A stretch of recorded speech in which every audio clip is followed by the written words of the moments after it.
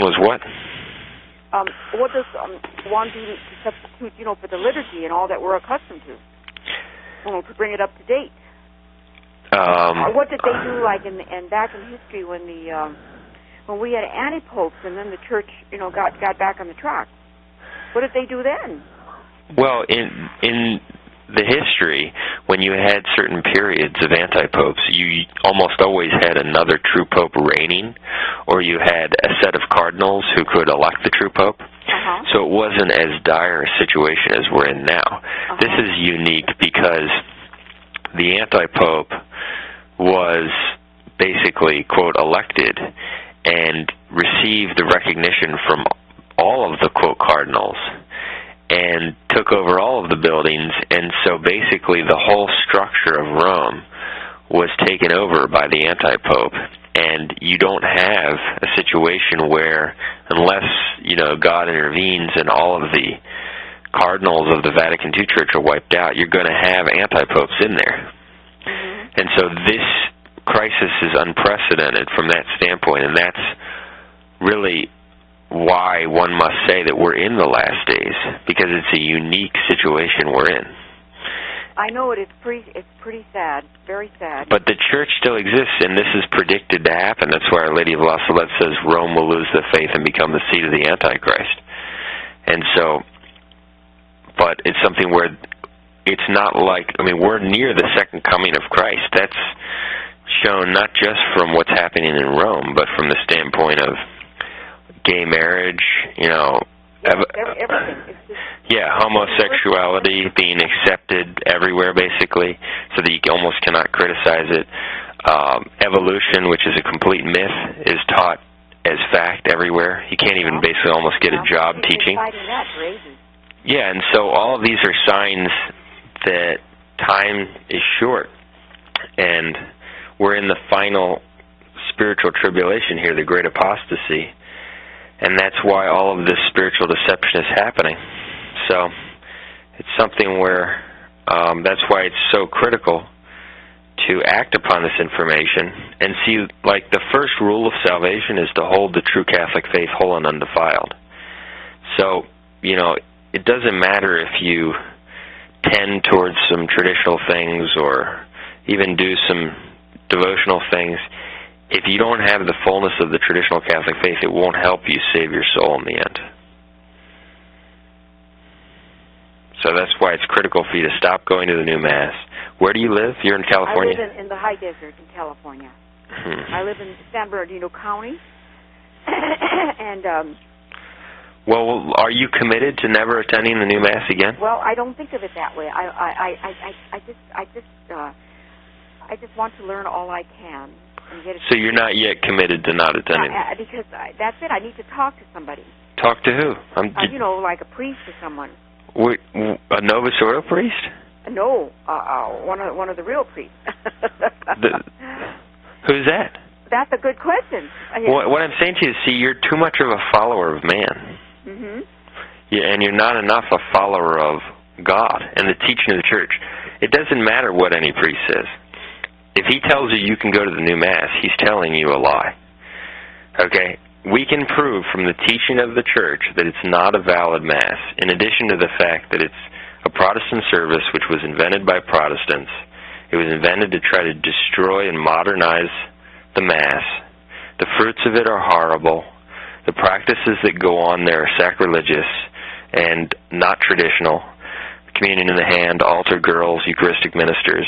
Okay, so I don't care if 50,000 priests tell you that it's fine. You'll just follow those priests to hell. That's about the size of it. Well, no, I don't plan to do that. But what I'm saying to you is that's the thing. I mean, you're going to hear from us what the Church has taught and what you need to know. Okay. Well, have you developed any kind of like a liturgy or like some set prayers or things that a person could kind of develop their own prayer life at home, and not get away from this other thing? You know what I mean? You mean? If we don't have any valid preaching, we can't rely on any of that stuff anymore because. Well, the only thing that it deprives you of is receiving Holy Communion. Okay, which obviously there might be an option for you. I'd have to check, but first you'd have to indicate that you're totally committed to not attending the new Mass ever again. Okay, because if you're not committed on that point, then you're not yet in a position where you're ready to receive the sacraments. You're not yet a true committed traditional Catholic. So in other words, the list that we get of the, where they are praying the Latin Mass and all that, that's not a good list then, right? No, there may be some options there that are valid and acceptable from the standpoint of receiving the sacraments. But what I'm saying to you is, I don't know if you're getting the point, that you are not able to receive the sacraments to your benefit until you believe in everything the Church teaches and are committed to rejecting heresy. And if you're still not convinced that you can't attend the new Mass, then you haven't yet made that commitment. Well, it's just like a habit, you know what I mean? Just a habit, formality you go through, sort of type thing. And what I'm saying is, then your problem is with your faith. Yeah. Because if you really believe that it's invalid, do you understand what that means? Yes, that means I do, and it's pretty quite a thing. You stop to think about it, it's really something. Because before we knew that there was that they had gone against traditional things in the Church and all of that, but at the same time there were voices out there that you kind of felt there was hope, But now you can see there is no hope, not for the way it is now. No, there is hope, absolutely hope. No, I mean there is no hope for the way it is now. Like you said, you have to kind of dump it, Well, yeah, there's no hope in the counterfeit church, and there's no hope in the counterfeit Mass. Right. That's true. Yeah, and so, but here's the thing. But we don't have a chance to have the real thing because there's no. Well, but what I'm saying is the Mass, okay, and is not the end-all, be-all. It's something where you can save your soul without going to Mass. There were Catholics in history who didn't have sacraments. Japanese Catholics for many, many decades had no sacraments to receive. Okay, popes would put cities under interdict at certain periods of time so that no sacraments could be administered anywhere in that area. St. Isaac Jogues, he was a missionary to the heathen in North America, and he was captured by the Iroquois. He couldn't say Mass for many, many months. He couldn't do anything. He could hear confessions, but he couldn't receive sacraments himself at all. Okay, so he didn't stop being a Catholic.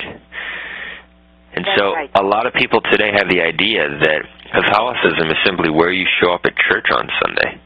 And that's a very shallow... That's about it. That's true. Because they're just Sunday Catholics. That's the problem. Because it's something where it's not about living the faith every day. It's not about, growing spiritually, getting to know God or the faith more deeply. It's not about praying and doing what you have to do to maintain the state of grace to be saved. It's simply about showing up at a building, period. Yeah. And that kind of mentality is not a mentality which will suffice for salvation. I know it, and it gets kind of inhospitable sometimes because I know people they have an area there in our church where people could leave literature and stuff, and I had left some of those. I bought a box of those books on Padre Pio, and I thought I would just kind of contribute that, and then all of a sudden they said that Father had to okay everything. Yeah. Where does he get time for this, Well, He's supposed to be so busy, you don't have time for anything. They don't accomplish anything. Yeah, they're so busy. And I thought, how could he? I just don't understand that. That's being really, really controlling, Well, whenever it's anything traditional or of value, then they'll definitely keep an eye out for that. But if it's something, promoting... The bad part is that you call in and you can't really find out. The only thing to do, I think, is just to gather some of my Catholic literature and for better or for worse, and just go over there and tell them to look at it and tell me if that's something like that would hurt people, Catholics, to look through, to read about. A lot of that is news. Some of it is actually news. And anyway, and see what he says, because I've noticed there's not anything there. So where's all the stuff that he's reviewing? That's what I want to know. That he's supposed to be looking through and then approving what's okay, and it's just it's also mysterious. Well, we appreciate you distributing those, but yeah, but you see, now I'm stuck with a whole. Oh, I'll find other places, you know, to leave them and give them to people. But I'm saying that was going to be my main, you know, place. I thought I'd just leave like, you know, 50 or 100 every so often, you know. But if they're just going to get them and throw them away, you know. Yeah, it's a waste then. Yeah, I know it. So it's getting, you know, kind of an uncomfortable situation. Well, but here's the thing. Do you really believe that the new Mass is invalid? Well, now that you put it that way, yes, I do. I believe it's invalid. But the thing is, we've been fighting it for so long, and nobody knew what was going on. But if you really believe that it's invalid, then do you really believe in the Church's teaching that it's a mortal sin to attend an invalid sacrament or approach an invalid sacrament? Yeah, yes, I do. I do believe. Okay, if you really believe that it's invalid, and you really believe that it's a mortal sin to approach an invalid sacrament, then how could you possibly go? Well, that's just... You must not believe one of the two. You must not... Like I said, I'm in a very uncomfortable position. That's all I can... But it doesn't make any sense. What I'm saying to you is, you must not be convinced it's invalid. If you really believe nothing's there, it's just bread, it's just a Protestant service, that's all it is. Yeah, if you really... What would help is if, you know, if I had other people to share this with, you know, and just... one, as far as you know. I mean, you know... Well, like I said, again, you're going back to what other people think. Yeah. Who cares what other people think? That's true. Yeah, I mean, see, that's the common theme here, that with all the points I've brought up, you've said, well, I've got to share this with others, talk to others, and see what others think. And see, what I'm saying to you is most people go to hell. And especially today, even more people go to hell.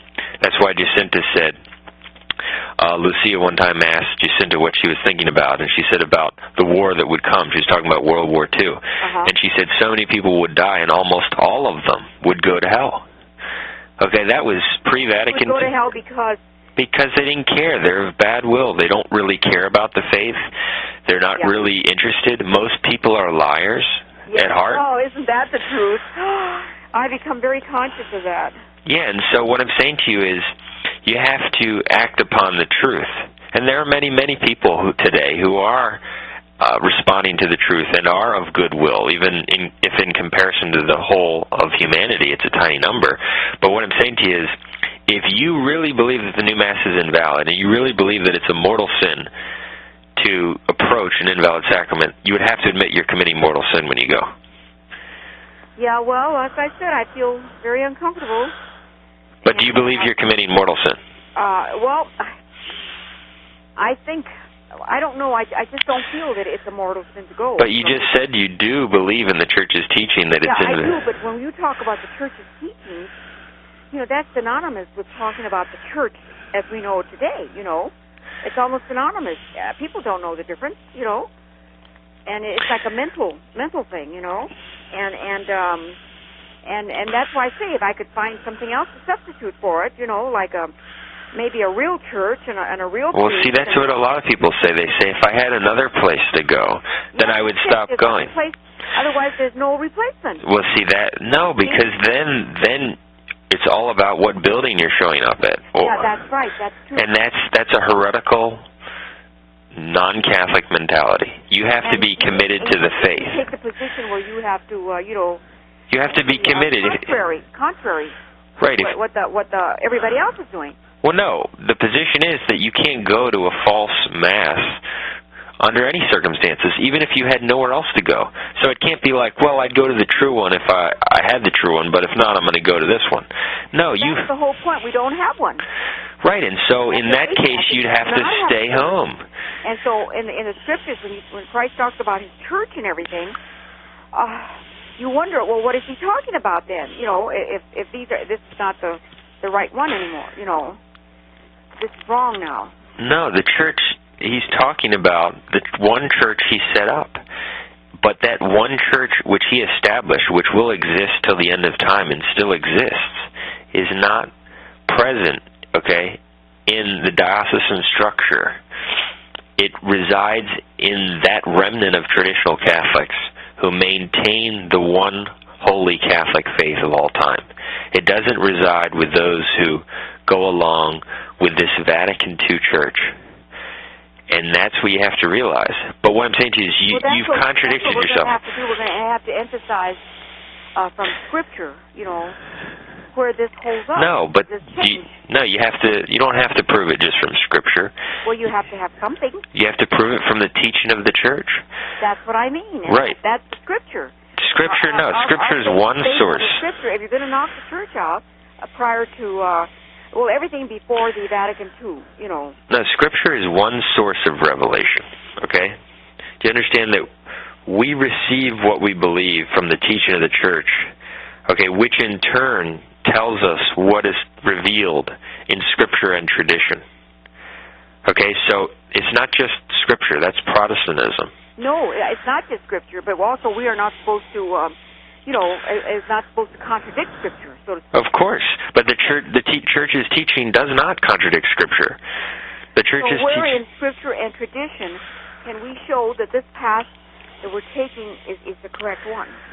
That's what our material proves. It proves that the popes. That's why Jesus gave the authority to St. Peter and his successors, because they teach us, okay, his revelation without erring. That's correct. Okay, and so when we quote Pope Eugene IV at the Council of Florence, when he declared what words constitute the form of consecration, that's what we must believe. And when we see that the new Mass does not have those words of consecration, we know it's false. Well, then that would be the way to go. We have to and that's what is covered in our DVD. Well, we have always known that change, that they made in the words of the Mass and all that was not right. But I guess people never thought of it as, being total heresy and that the church is out and stuff like that. Never went that far. You know what I mean? Well, some people did. There was nobody to tell us. Yeah, there are some people saying this. What I'm saying is they're people, but it's something where when you see the facts, you're not really grasping the facts here. Well, the fact is that the Mass is just, it's not. It's not correct. Well, right, and we're not making that up. We're not issuing a private judgment here. Yeah. We're determining that because the Church has taught that you need certain things for a valid Mass. Okay, and this service doesn't have them. It's That's simple. Correct. And what about all the other things that they've done during the Mass? And you go to Mass different parishes because, like, I go over there where my mother lives in San Fernando, and I go here, and sometimes I go with my friends to some other place, and they're all different, they're just, everything is, the music is so far out that I can't hardly, it's not like the kind that that we grew up with where, it was very, very spiritual, And church, they clap over every little thing. It's so distracting. There's no holiness because it's you never see a sign anymore. We have a fairly new, beautiful church, and I remember seeing not that long ago about silence is the house of God. All that's gone. Right, but what I'm saying to you is that if you don't believe that you have to get out of there, that's because. Well, I would look at those facts, and I don't know if do you know what dogma is? Who? Do you know what dogma is? Dogma. Oh yes, the teachings of the church. And how do we know where we get a dogma or what a dogma is? Well, we have to go to the prior Second Vatican II and the Scriptures. Well, no. What specifically do we have to go to? I would say the Bible. No, we have to go to the teaching of the popes. Oh, yeah. Well, okay, see, that's what I'm saying. This is the heart of the problem here, the reason why you're not understanding. Okay, the teaching of the popes is where we find what we have to believe. The authoritative teaching of the popes and their encyclicals and their bulls and the councils, okay, that's what constitutes the teaching of the Church, which we must believe. Okay, that which has been passed down and declared by the magisterium. That's the teaching authority of the Church, which is possessed by the Roman Pontiff. Okay, because that's what they're doing right now. That's what who's doing right now? That's what they talk about, that the Pope is doing, the magisterium, this, that. nobody differentiates. No. We can prove that these guys, according to the teaching of the popes, cannot be true popes. Okay, that they contradict what all the true popes throughout history have taught. That's a fact. We prove it. That's why you need to look at that material we have. Well, it's just that I guess I have it, sir. I've heard all of it. I need to go back and hear it again. Well, yeah. What I'm saying is, you're in a spiritual fog. I'm just telling you that in charity. You're in a spiritual fog. You're not grasping the points. So what happened to all the other prelates that were present? How come there were a few, I think, who objected? How could everybody accept all this heresy? Because, like I said, we're in evil times. Most people are of bad will. Why did basically all of the bishops go, except for one in England, go along with King Henry VIII and his Protestant revolt? That's right. That's a very good example. Yeah, and his schismatic revolt, look what I should say. Look what it did to them, and you wonder, well, you just wonder why, that these things can happen. We don't know. Well, we do. They bring them on them. You bring things on yourself because you allow things to happen. Yeah. So what I'm saying to you is, you have to understand that the light that God has given us, the way we know whether something is true or not, is whether it's in line with the traditional dogmatic teaching of the Church, which is given to us from the popes. Okay, they tell us what is contained in the true content, the true teaching of Scripture and tradition. And so that's how you know what we're saying is true, because we're basing what we're saying on the infallible teachings of the popes. That can't be wrong. To say that can be wrong is heretical. Yes. And so if you don't understand papal infallibility, magisterial teaching, etc., and those things are covered in the introduction to our Big Yellow Book, yes, I would look at that. Then the Big Yellow Book, is that the one about outside the church? No, that's the truth about what really happened to the Catholic Church. Oh, yeah, I have that. Okay, I have not read that one. Or if you look in the beginning, the first 10 pages or so, there's a glossary of terms, okay, which explains some of these basic concepts and terms about magisterium, dogma, ex cathedra. These are critical things to understand. Yes, sir. Okay, you understand those. You know what they mean. Yeah, you have to know. How do you differentiate between what was true before and at what point did it become false? When did we stop following what the so-called Pope says? Well, that's what our material proves.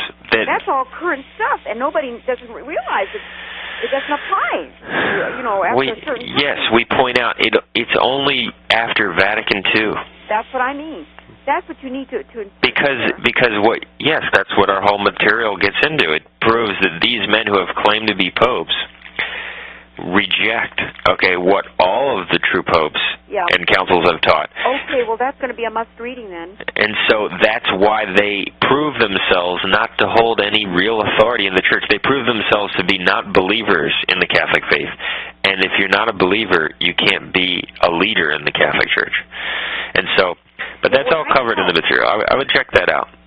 When I tell people, like some of the things you've itemized, the heresies, that they have practiced, they just can't believe it. Their eyes get real big. Wow, it's not aware that, things like, John Paul II. I was on to him, early on. But the thing is, when he started embracing these people all over the world and their religions and. Well, let me ask you this: do you believe that John Kerry? You know who he is, right? Do I believe what? Do you know who John Kerry is? Yes. Do you believe he's Catholic? Not a real Catholic, maybe just a name. Okay, well, do you believe he's part of the Church of Christ or not? No, I don't think so. Okay. He's a fallen away Catholic. Right. When you reject a teaching of the Church, you cease to be part of the Church. You understand that concept, right? Yeah. Okay, the same thing applies to priests and bishops and even a so-called Pope. And so John Paul II, who was much more heretical than Kerry, he excommunicated himself. I know it. I just can't believe. I used to tell people, I wish he'd retire. I think he's getting senile, or maybe somebody is influencing him or something. Well, the devil was. I don't know who it was. Maybe it was just the devil. Right. That's right. And now that they refer to him as, John Paul the Great, and so you can understand then. It's just ridiculous. So you can understand then why these Vatican II guys are not true popes, that they've excommunicated themselves. You can understand that concept. Oh, yeah, definitely. Okay, so when you asked, how do we know which, quote, popes to follow, well, we're proving to you that these post-Vatican II, quote, popes, because they reject the teachings of the Church, they're not real popes. All right? And so you do not heed their teaching because they're not even part of the Church. You heed what the popes have always taught throughout history, the one consistent message of the Catholic faith for 20 centuries, and that message and that faith and that papal teaching tells us that there's certain things you need for a valid Mass. And this new Mass doesn't have them. No, it's... So that's why it's very simple why one should be able to see why you can't go. I mean, also, Jesus says, by their fruits you shall know them. And so that's why the fruits of this thing are just atrocious. But all of that's covered in our material. I would check that out. Okay, well, I'll look it over. I have any... But I would start praying the rosary each day, because it's something where if you do that, especially more than just 5 decades, then you'll get the grace to see what's going on if you do it sincerely. Yeah, I know. Prayer is very powerful. And anyway, so then, you know, trying to, like, for instance, we're supposed to go to confession, this and that. Well, if they're not true priests, how can they hear your confession? You know? Well, there are some true priests out there, some validly ordained priests who could hear your confession. But like I said, first you have to be a committed Catholic. You have to be totally convinced on all these issues, and you have to be committed not to attend the new Mass again. Is there going to be some kind of a central information system or some place that people would go to and get this information, like where these priests are, where they can see them, or what? Well, I mean, that's why, you know, we have, you know, our material so that people know what they need to know. I mean, that's basically... In other words, if you can't go to confession, then you've got to make like a spiritual confession without the benefit of a priest? As I said, there are places to go to confession. Okay, there are priests who are validly ordained in the traditional rite that you could go to for confession. But you have to first be committed on all the issues. You can't go, otherwise you're going to make a sacrilegious confession. If you're still going to go back to the new Mass, or you still accept heretics as part of the Church, or you still accept, you know, this Vatican II religion, then you're not ready to make a good confession. And so you have to believe. Faith is the key. Okay, you must have faith, whole and undefiled, before you receive the sacraments of benefit. Well, it's just like there's just so many questions, you know, that come up when you listen to this, what you're saying, you know, and it's just a person like you said just has to, you know, go over the material and just make up your mind, you know, which way to go, and the only way is just not to go, which is what I did for a long time, and I just felt guilty about it. Have you listened to all those audios on the MP3 or not? Yeah, just about all of them. I need to go back and listen to them again. I shared what I had. I shared with my, my friends that I have, and I try to share everything I have because it's not doing any good sitting on a shelf here. Well, but I need to listen to it again, you know. Yeah, you do. So anyway, well, thank you, brother. I really appreciate all this, and I'm going to have to get on the internet, and you know. Okay. How long there's also like a radio type thing available? Well, yeah, we have like the archive programs are on that MP3 disc you have. Yeah, that's on the radio on the internet. Yeah, we also have other audio programs. You'll see there links to well, it. That's what I want to find out more about. But I can just refer to people. It seems nowadays that's what everybody says. Oh, well, just get on the internet. Yeah. Okay. And I've always hated dealing with a machine, you know, but yeah. I guess it's important sometimes that's the best way a person could get, you know, something like this. Yeah. I don't care much for purchases and things like that, you know.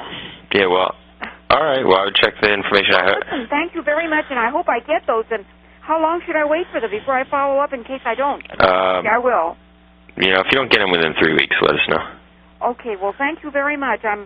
I played your, you know, the last one I got, the MP3 number 2. I just played that and listened to that really as carefully as I could. I'm telling you, there's a... Well, you need to listen to that DVD on the new Mass. Yeah, I'm going to go back. Yeah, I'm glad you directed me to that. Okay, I will. Okay. All right, and thank you very much. Okay, you're welcome. Bye-bye. Bye-bye.